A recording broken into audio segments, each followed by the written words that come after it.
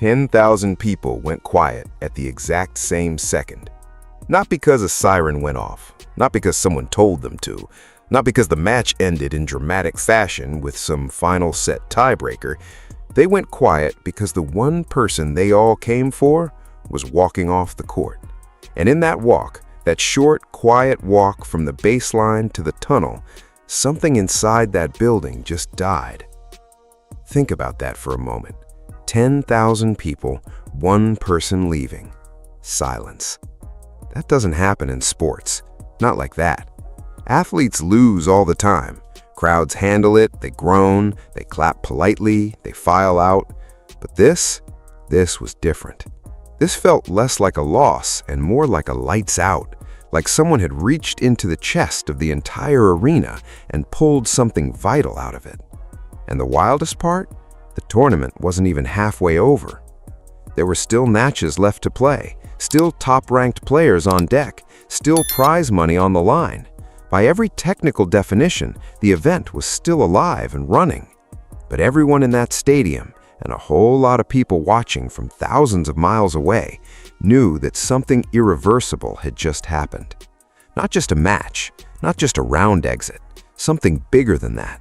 Something the sport of tennis is going to be dealing with long after the trophies get handed out and the courts get dismantled. What happens to a tournament when its biggest star isn't even ranked in the top 10? What happens to a sport when it suddenly realizes it accidentally built its entire most talked about moment around a 21-year-old who was never supposed to be the main story in the first place? And what happens to tens of thousands of people, a whole community, when the thing they came together to celebrate just ends without warning? Stay with me, because this one gets a whole lot stranger the deeper you go. You have to understand who Alex Eala is before you can understand why any of this matters. She didn't come from nowhere, but she also didn't come from the usual places tennis finds its stars. She's Filipino, born in Manila, and tennis in the Philippines isn't exactly what you'd call a national obsession. The country loves boxing, it loves basketball, it has produced some of the most ferocious competitors in combat sports the world has ever seen. But tennis? Grand Slams? The WTA Tour? That world has never really had a face that looked like hers. She started playing young, showed enough talent that her family made enormous sacrifices to keep her developing, and eventually caught the attention of the Rafael Nadal Academy in Spain, one of the most prestigious junior training programs on the planet. That alone should tell you something. Rafa's academy doesn't hand out spots to players who might be good someday. They take players who are already showing signs of being something genuinely special. She tore through the junior circuit, won the Junior US Open doubles, started making noise, started collecting titles, and then she made that jump, the one every junior phenom has to make eventually, from the academy pipeline into the brutal, exhausting, unforgiving world of professional women's tennis. Most juniors crack at that transition. The physical level, the consistency, the mental warfare of grinding through qualifiers, through losses, through weeks where nothing clicks and you're playing in front of basically nobody. Most players who dominate as juniors spend years just trying to find their footing on tour. Alex was different. Not overnight, not without struggles, but different. She kept developing, kept climbing, and then in 2025, something shifted. She won her first WTA singles title. Not a small tournament, not a qualifier event, a proper title. And with it came the ranking jump, the attention, and suddenly a question started circulating in tennis circles, on social media, across Filipino sports communities everywhere. Could she actually be for real? The answer, as it turned out, would be delivered in the most spectacular, most emotionally charged way possible. Inside a stadium in Toronto, Canada, where nobody was quite ready for what was about to happen. 3 nights before everything fell apart, Toronto didn't feel like Toronto. It felt like someone had carefully picked up a piece of Manila and set it down inside a Canadian tennis complex. Not metaphorically, not in a vague cultural sense, literally. Flags everywhere. Filipino flags draped over railings, worn as capes, waved from the upper sections. Families standing in line who had never watched a professional tennis match in their lives, not even on television, because they had to be there. They had to see this. A grown man in an inflatable dinosaur costume was dancing in the general admissions section with the kind of commitment usually reserved for professional choreography, because Alex was about to be introduced and he needed to be ready for it. Vendors scrambling mid-tournament to add Filipino food to the menu, adobo, a line that wrapped around the corner of the food stall every single night, a line that had no business existing at a Canadian tennis event, but there it was. Something that had never happened once in the tournament's history was now happening because the crowd demanding it was simply too large to ignore. And center court, a place usually reserved for the sport's established legends, the Swiateks, the Sabalenkas, the players who have spent years building the kind of resumes that earn them that prime placement, was handed to a 21-year-old ranked outside the top 20. Not because the organizers wanted to make a statement, because they had no other choice. She sold out a Wednesday night session in 30 minutes. 30 minutes. The only other player in the last 2 decades believed to have done something like that, Serena Williams. Read that again. Let it land. A 21-year-old ranked outside the top 20, moving tickets at a speed associated with one of the greatest athletes in human history. 3,100 tickets moved the moment her match was confirmed, not over the course of a week, not over a day. The moment the confirmation went live, phones started ringing and they didn't stop. The tournament director would later describe it with something close to helplessness. Not the bad kind, but the kind where you're watching something happen that you genuinely didn't plan for and genuinely cannot contain. He said they physically could not place her anywhere other than the biggest court in the facility. Smaller venues couldn't hold what she was generating. It wasn't a scheduling decision, it was physics. This wasn't a feel-good story about a young player having a nice week. This was something closer to gravity. And gravity, as it turns out, has a cruel and completely indifferent habit of disappearing without any warning at all. Picture Sunday night, same stadium, same energy that had been building for 3 straight days, thick, electric, the kind of atmosphere you feel on your skin before you even get to your seat. 10,000 people who had come to see not tennis, they had come to see her. And then, in the space of 73 minutes, it was gone. A Swiss veteran named Belinda Bencic walked onto that court calm, composed, and almost entirely unmoved by the wall of sound surrounding her. She didn't flinch, she didn't feed off it. She simply played tennis, methodical, precise, and brutally effective, and took the match apart, piece by piece. 6-4, 6-love. A bagel in the second set, as they call it, a 0. The kind of scoreline that doesn't just end a match, it ends a mood. And here's where the story gets genuinely uncomfortable, because Belinda Bencic is not the villain of this story. She's not even trying to be. She's a professional who just survived one of the most remarkable comeback arcs in recent women's tennis. 2 years before this match, she was ranked somewhere outside the top 300. She had stepped away from the tour to have a child, the kind of break that, for most players, quietly ends careers. And she came back and started climbing, came back and started winning. She earned that match. She earned that win. And when it was over, she stood there with the microphone and said something that was gracious and devastating in equal measure. She acknowledged it plainly. She knew who they came for. She said she understood that most of the crowd had been rooting for her opponent, but that she was grateful they had shown up anyway.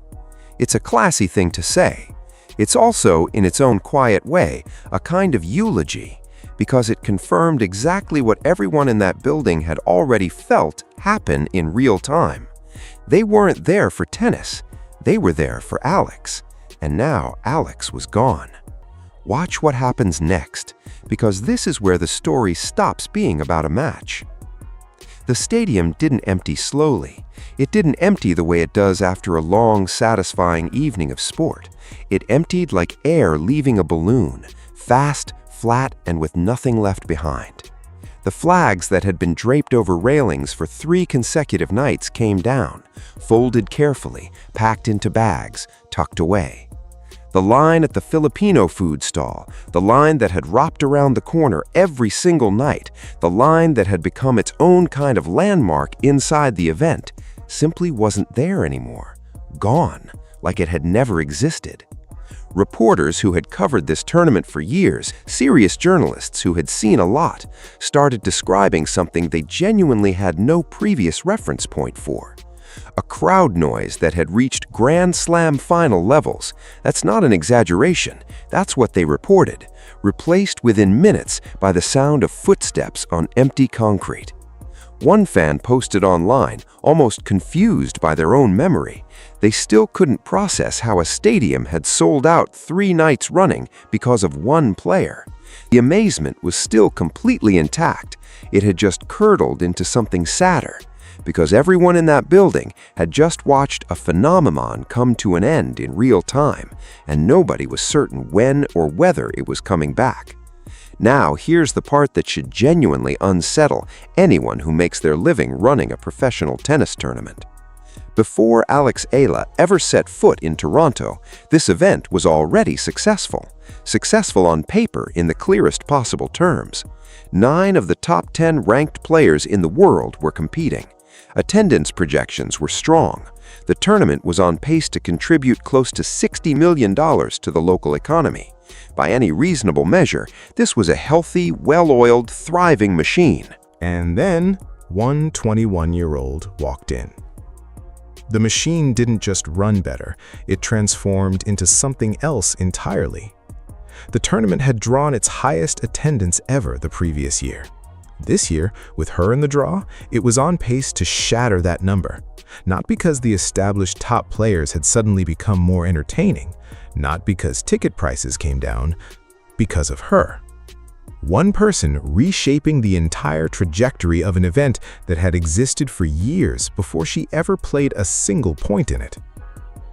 That's not a fun fact to drop at a cocktail party. That's a warning sign. And somewhere in a boardroom, someone is sitting with that number in front of them and not finding it entirely comfortable. To understand why any of this happened, you have to understand something about the Filipino-Canadian community that goes way beyond sports. Over 270,000 Filipino Canadians live in the Greater Toronto area alone. That's not a small diaspora quietly tucked into the edges of the city. That's a community with deep roots, strong cultural identity, and for decades now, very little representation on the world stages that usually matter. Politics, film, music, sports at the highest levels. The faces at the top of those fields have rarely looked like theirs. Professional tennis has spent years and real money trying to diversify its audience, trying to pull in communities that have historically never felt like the sport was built for them, never felt like its stars reflected their experience in any way. Marketing campaigns, outreach programs, initiatives with well-intentioned names and mixed results. And then, Alex Eala showed up, fresh off a title, and did in 1 week what those marketing departments hadn't managed in a decade. Families who had never watched tennis in their lives bought tickets. Senior citizens who had never been inside that stadium made the trip, showed up early, got their seats. A performing arts group filled an airport terminal with traditional Filipino music the moment she landed in Canada. Not when she won, not when she reached a final, the moment the plane touched down, like she was returning home rather than arriving in a foreign country. One fan group co-founder described the atmosphere inside the stadium during her matches as feeling unmistakably like being in Manila. Not similar to, not reminiscent of, like actually being there. That's not typical sports enthusiasm. That's not just national pride the way people wave flags at the Olympics. That's identity. That's a community seeing itself reflected on a stage it had never once been invited onto and refusing to let the moment pass quietly. And that specific thing is exactly why the silence after her loss hit the way it did. It wasn't just disappointment. It wasn't just the sting of watching a favorite player go out in the second round. It was grief. The particular grief that comes when something that felt like belonging suddenly isn't there anymore. Now, follow this specific thread carefully because it's the twist that almost nobody has pointed out. Belinda Bencic, the player who ended the run, isn't just calmed by personality. She actively, vocally, and demonstrably prefers silence. There's a well-documented moment from a match the previous year where she visibly lost her patience with a noisy crowd, snapping at a rival player's box to quiet down, then complaining directly to the chair umpire about the noise level.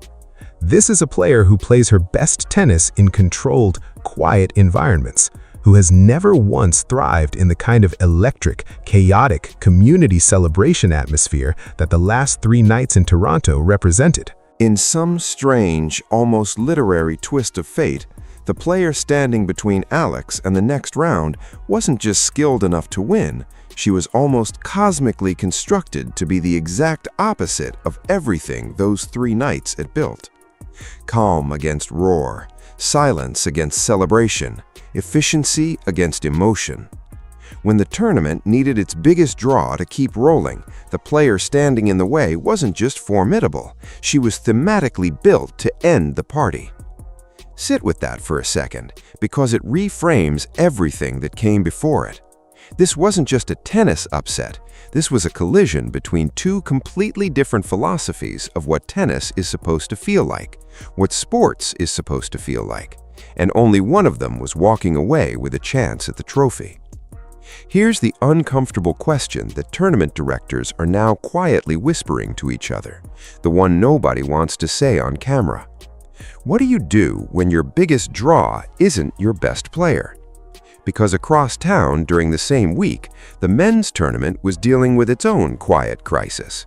Several of its biggest names weren't in the draw at all. Seats weren't moving the way they should. The atmosphere had that polite, respectful, mildly engaged energy that professional tennis often settles for when the massive stars aren't present. Meanwhile, the women's event, powered almost entirely by a 21-year-old ranked outside the top 20, was outselling expectations right up until the moment she walked off the court.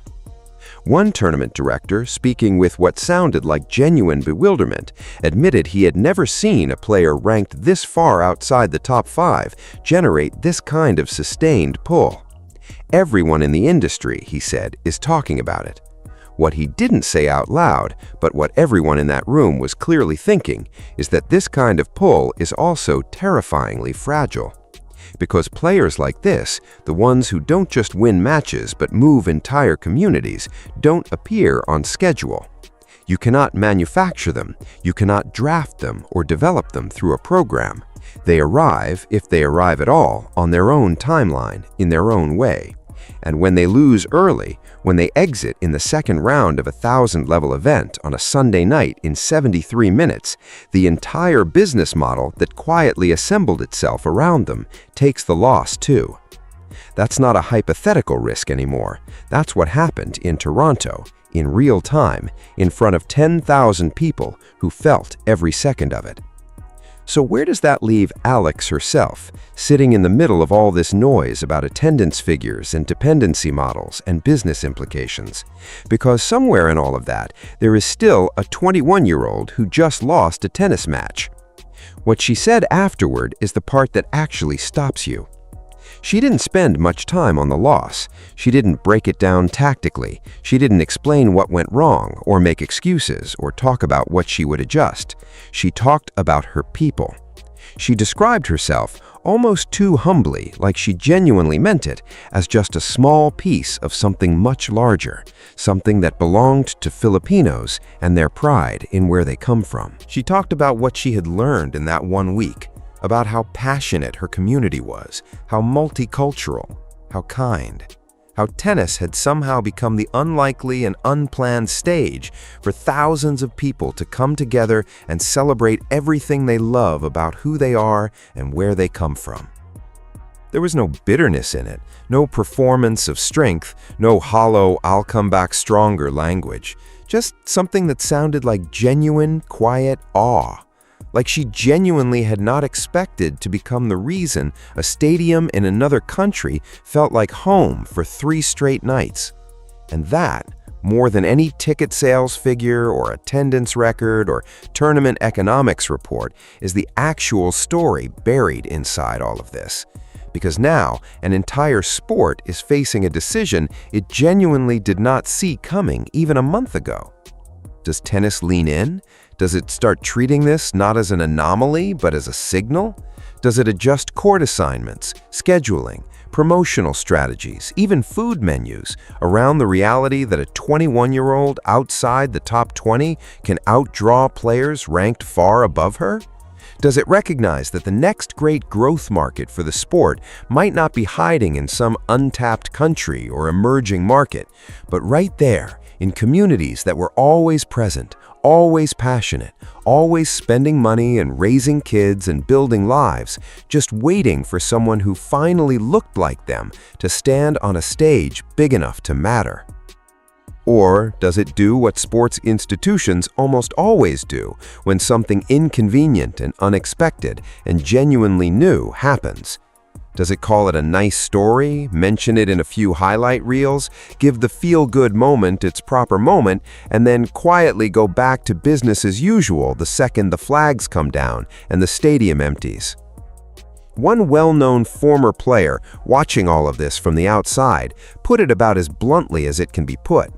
When a 4th-round match is drawing watch parties in arenas back home, not championship matches, not semifinals, a 4th-round match, that's not a curiosity anymore. That's a movement, and you'd be a fool not to get in front of it. Think back to where this started. 10,000 people, silent at the exact same second. Now you know exactly why. Not because the tennis stopped being competitive, not because the tournament failed, not because anything went wrong in any conventional sense, but because for 3 unforgettable, unrepeatable nights, one person turned a professional sports event into something that felt less like athletics and more like a homecoming. And when she walked off that court on Sunday night, she didn't just take a match with her, she took the heartbeat of the entire building. The flags are folded now, the food line is gone. The stadium will fill up again for other matches, other names, other nights. It will go on. That's what tournaments do. But everyone who was there knows, in a way they can't fully explain to someone who wasn't, that it won't feel the same. Not for a while. Not until she's back on that court again. Because now they know exactly what it feels like when it's real. When it's not just sport, but something that means something. When the person on the court is carrying more than a racket. And nothing less than that is ever going to be enough for them again. That right there is the real story tennis wasn't prepared to tell about itself. The one a 2nd-round exit in Toronto just accidentally exposed to the entire world. And the sport can either learn from it, grow from it, build something lasting from it, or watch that lesson walk off into a tunnel and pretend it never happened. The flags will come back out eventually.